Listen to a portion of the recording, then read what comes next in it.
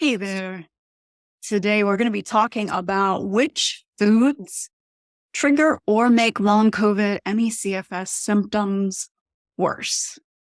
And if you don't know me yet, I'm Lori. I'm the founder of the Relief and Transformation courses for long COVID and ME/CFS, as well as the Long COVID and ME/CFS Holistic Healing Summit. I know a lot of you have joined me in that summit in the past, and more of you are joining us in the courses and seeing what can happen for you, which is really exciting. So let's talk about food. Let's talk about, I don't know the word diet, but we're going to use the word diet for right now. So there are tons of different diets out there, different ways of eating. I like that term better, ways of eating. So how many of you have tried different types of diets to try to address your illness? When I was growing up, this probably dates me a little bit, but when I was growing up, low-fat diets were the thing. And knowing what I know now, that type of diet is absolutely horrible for you for a number of reasons, but one of which is that we really need plenty of healthy fats. And especially when we're recovering, when we're healing from these chronic illnesses and from these hidden illnesses that we're going to be talking about today, these hidden infections. I was also a vegetarian for many years. I was vegan for a couple of years. I tried the typical keto diet for my fibromyalgia. I did autoimmune paleo. I did carnivore. I did all of these ways of eating. So how do we know which kinds of foods are going to make us feel better and which ones are going to be detrimental to us? Now, I know that this can be a tricky question, but my hope for you is that we're going to get, well, actually, my hope is, my knowing as well, is that we're going to get to a pretty simple answer by the end of this time together here. So let's start with this key, with this kind of discovery. I wasn't the first person to make it, but it's not very well known out there. And that's that you've got to understand what's causing your symptoms. You've got to know what that root cause of your symptoms. And if you start with that, then you start to understand what kinds of foods make that underlying cause worse, what aggravate it, exacerbate it, what cause it to get even bigger, and which of the foods will make the cause of the symptoms, the inflammation, all of that stuff, less active and allowing you to feel better. Now, here's a spoiler alert. And the basis of this new approach that I've been talking about, that I've been implementing in the Relief and Transformation course with people with long COVID and ME/CFS and Lyme and all those different things, that is having so much success. And that is that all chronic illness is caused by hidden infections in the body. Now, when I say hidden infections, we're talking about bad microbes, okay, that have basically, they've taken over like termites in a house. And you can see some of my other videos to learn more about that. There's one specifically that's all about how to recover from long COVID and ME/CFS. Now, the thing is that we're not just talking about candida, though that can certainly be a big part of it. We're also talking about worms. We're talking about other types of fungus. We're talking about these, sometimes certain types of viruses, but we'll get into that in a different video, actually. We're talking about these microbes. So there are really thousands and thousands of those bad microbes that can get out of control in the body and cause these horrible illnesses. And here's where we get into the food portion of it. There are certain foods or substances that feed those microbes, and those are going to trigger symptoms for you. And you might not experience those symptoms while you're eating the food or drinking the substance or whatever, maybe not even the day of, but afterwards, those microbes are growing in strength. So they're multiplying and getting bigger because you've just fed them. And they're also releasing more toxins because they're proliferating. So you do end up feeling worse. So going back to all of this confusion around which type of eating plan to use and what foods are going to be most helpful to decrease the symptoms and what not to eat and what not to drink, then this is where it becomes more clear. And number one reason that we can get more clear about this eating plan is that with the infection part, what we're really finding is that parasites actually are probably the biggest part of the infections. Again, that's really key because now that what you're dealing with, lots of parasites, fungus, maybe some bacteria, then you can go, okay, so what makes them more active in my body? What feeds them? What makes them grow more? What makes them stronger in my body and harder for me to fight? And what can I eat that's highly nutritious for me and at the same time doesn't feed them as much? So now that you understand the cause, what we're going to talk about today is going to make a lot more sense. You're going to know a lot more easily which foods are going to make your symptoms worse and further those infections, and which foods are going to help to build your body up so that you can eventually treat those infections, which is what we do in the Relief and Transformation course. So we always start out with this eating plan in the Relief and Transformation course, and then we move to specific treatments. Here's the thing about parasites. They thrive on carbs. So some of you have heard this story before, but I just remember that when I was so sick and before that, I had horrible cravings, specifically for sugar, for carbs, for bread, really any kind of carb.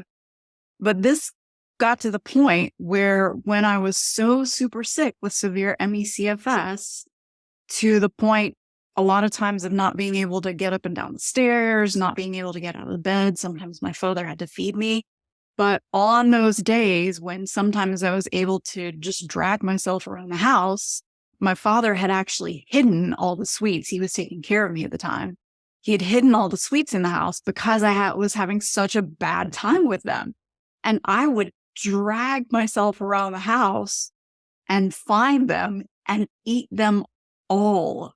If I found a whole package of chocolate turtles, I would eat the whole thing. Now, this might sound like a fun kind of hide and seek game. If it had been under different circumstances, it would. But oh my gosh, so not fun, because I would end up so much sicker and have horrible symptoms, even worse than I was already experiencing, and just be completely laid out and even more miserable for the next several days or sometimes even the next several weeks. I had no idea at the time that I was literally feeding the things that were making me sick and that I was making my illness even worse. The thing is that those cravings can be so strong. And the reason is that those little critters are screaming at you for food. So that we went a little bit Gremlins on you there if you ever watched that movie Gremlins, but it's like what they are. If you feed them after midnight, then they become monsters.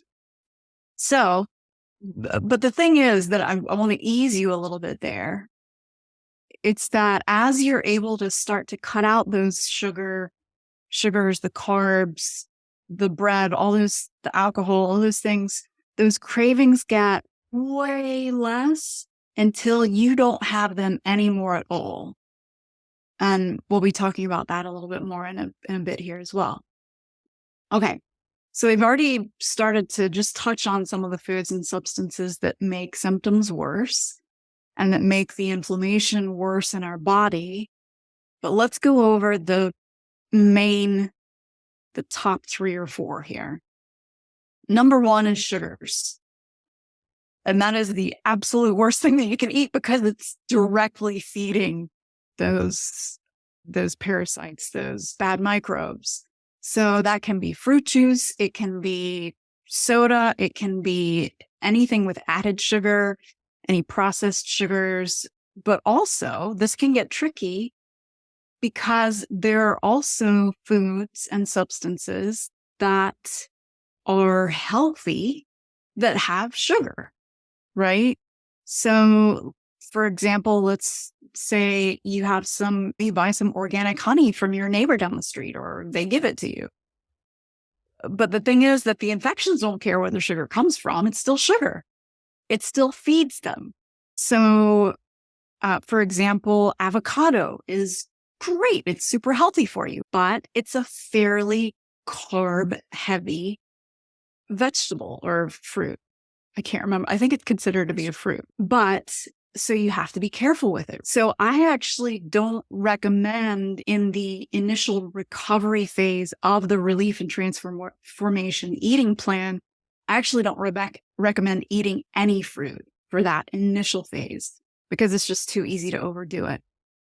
You can start adding it in, but just so that you understand, sugar is sugar, but basically, once you get past that first phase and you're not experiencing symptoms anymore, you do start to be able to add small amounts of lower sugar fruits back in. And then eventually those things like honey and things like that. But that's well after you have not been experiencing any symptoms. Okay. Now, the thing is, it's not that the honey is bad. It's not that the maple syrup is bad. It's not that the fruits are bad inherently. If your body were in balance, if you didn't have too many of the bad microbes, then it would be fine.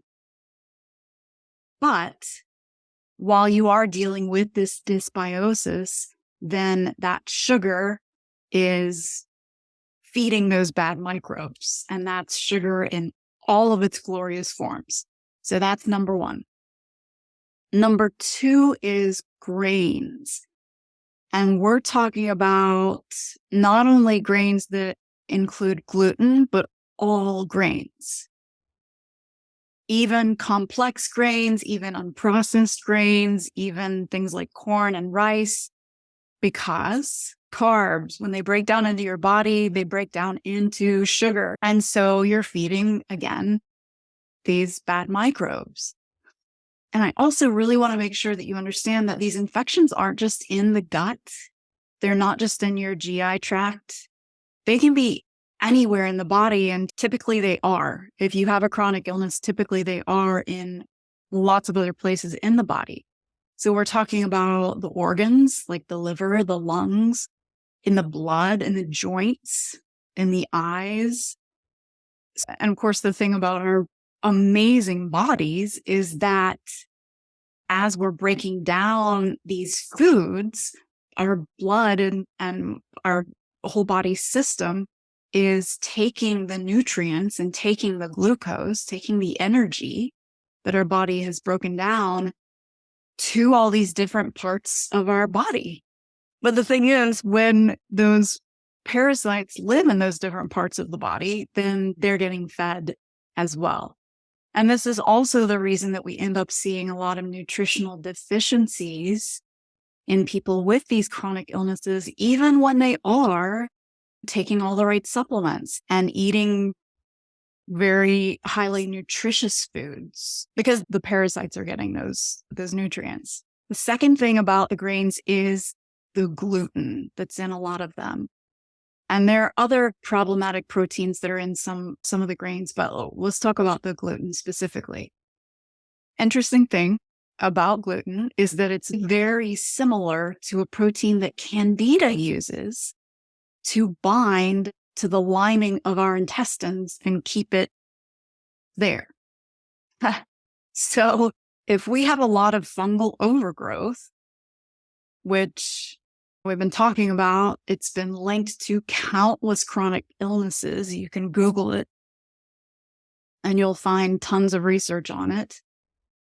If we already have that, then our body can mistakenly see the gluten protein as the enemy, as that candida protein, which is going to increase the inflammation, which is going to activate the immune system, like all these things.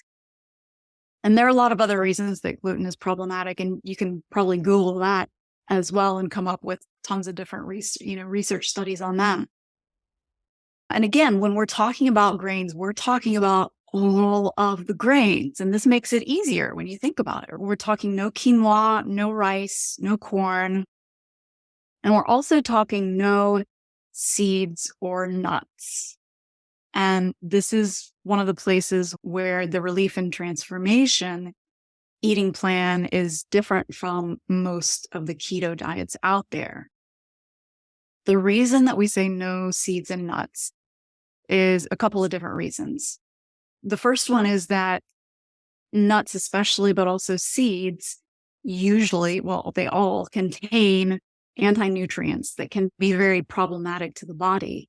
So, especially when you already have these hidden infections, and maybe you already have leaky gut, maybe you already have all these other sensitivities and things like that, then these anti-nutrients in the nuts and the seeds are going to make it even harder on your body.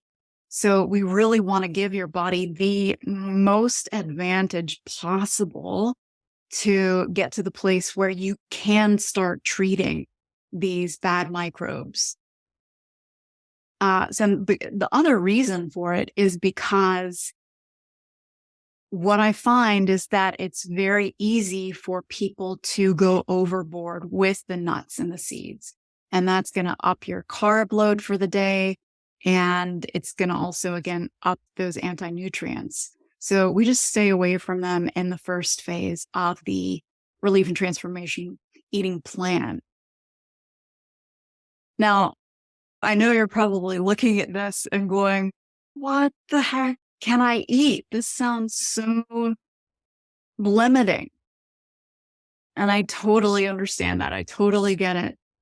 But I'm just going to say, to recover from these chronic illnesses and to get your life back, it takes discipline. It really does. And it takes pouring your heart into it. We talk about, what is your big why? What's your big why? Is it your family? Is it going on a traveling adventure somewhere? Is it being able to go hike in the mountains on a regular basis? Is it being able to ride horses again? Whatever it is for you, identify that big why for yourself. Okay? Because the thing is that this is all worth it. It's so worth it. And we've had miraculous results. We're having miraculous results. I myself witnessed a miraculous result for myself. And we're talking about life-changing successes from people who have been ill for decades, or for their whole life, or for just a year or two. But the thing always is that when they look back at their whole life, they can see, we do this in the course, they can see how their body has been in dysbiosis for a long time and how it's gotten worse and worse. Okay. So number one is to get the sugars out. Number two is the grains gotta go. Number three is to switch from starchy veg. Okay. And we know that a lot of the starchy veg is nutritious, right? Sweet potatoes. Oh my gosh. Who doesn't love sweet potatoes? Sweet potato fries. I'm getting hungry thinking about that. Okay. So let's take a step back though. The reason that we eliminate starchy veg and replace it with leafier veg, because the starchy veg feeds the bad microbes. Starchy veg turns into sugar. So again, we're talking about sweet potatoes. We're talking about regular potatoes, yams, some of the sweeter squashes, et cetera, et cetera.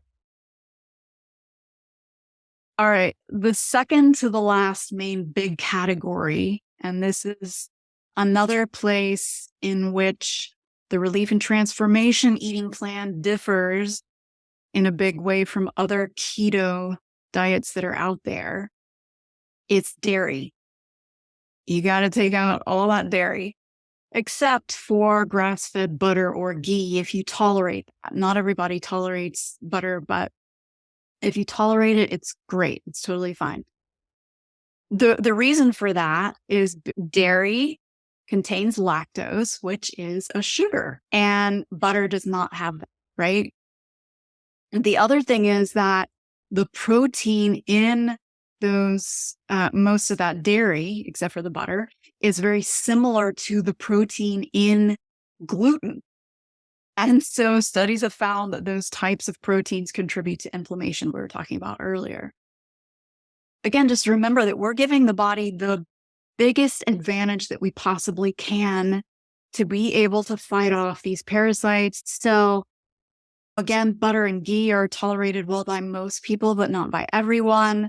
And that's definitely something for you to consider as you're changing your way of eating and as you're focusing more on these things that you can eat that don't exacerbate your symptoms and feed the infections.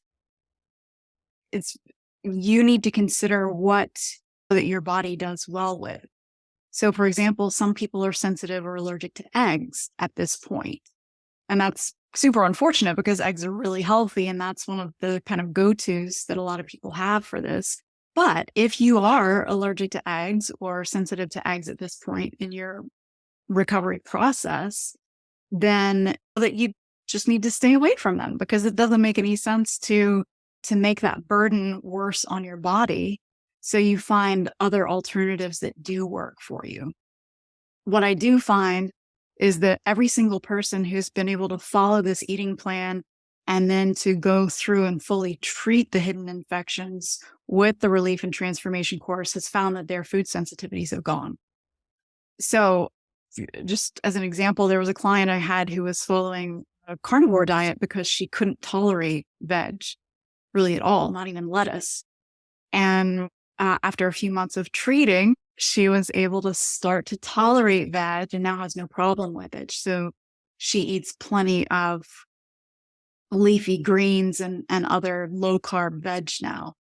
So she does stick to the eating plan really well because she still hasn't quite gotten to the place where she's gotten rid of all of her symptoms, though she has gotten through most of them. And she had several decades of ME/CFS.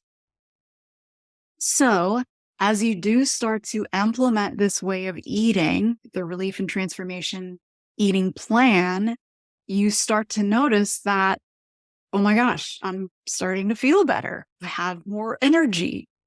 I'm not crashing as hard or as often. And in fact, just before I met with you here, I got an email from a student who said that she's been able to walk for 1.5 miles for an hour without crashing or getting tired, whereas before she could barely walk for 20 minutes and she'd still get really tired. And that's just from doing this eating plan. And that's only been after a couple of weeks. She hasn't even started treating yet.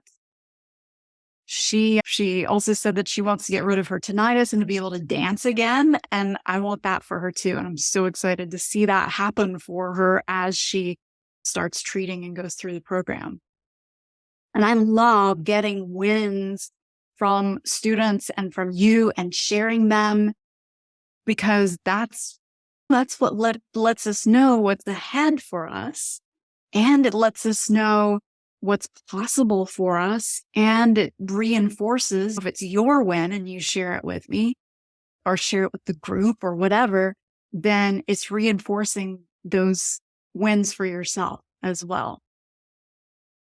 When students share with me that they've made progress, even the teeniest little bit of progress, I just absolutely do a happy dance because I know that the little bit of progress is going to add up and start to snowball. And that not too long from now, they're going to share that they are symptom-free and that they're running marathons and playing with their kids and traveling and all those things that they've been wanting to do. And I know that because that's those are the kinds of emails that I get. Those are the kinds of posts that we have within the relief and transformation community and with clients and all those amazing people when they go with this approach and when they stick with it and go through all the different stages.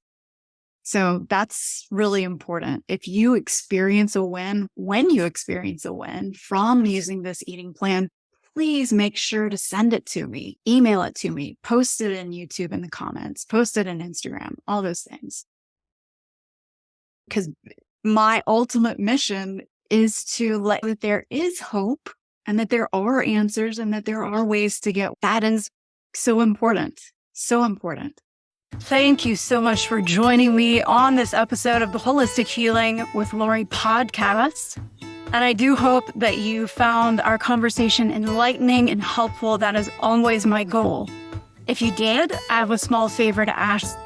Please do consider leaving a review on your favorite podcast platform.